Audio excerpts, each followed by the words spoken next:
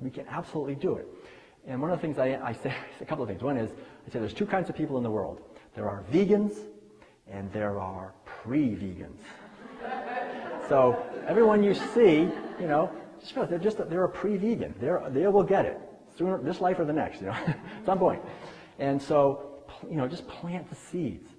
And this, I think, is so important. And the other thing is to understand also that we live in a culture where we're kind of, the basic idea is that we're sort of pushed from the past. Everybody wants to know, well, how did you get here? And look what people used to do. They always ate meat or whatever it is. And so we seem to be kind of driven by the past. But we can also look at it this way, that we're pulled by the future.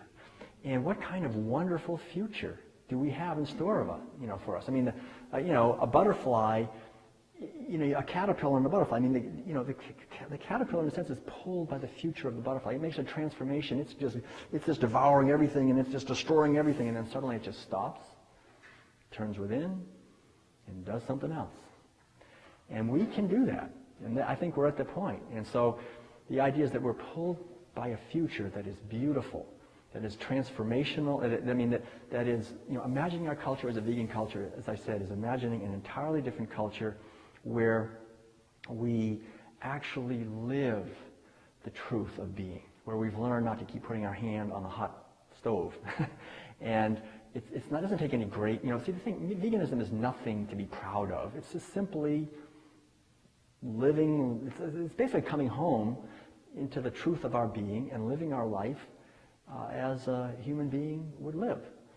And in a sense, it's a radical inclusiveness, like I said, but it's just living from a foundation of compassion for all life, which is natural when we realize that we are all related.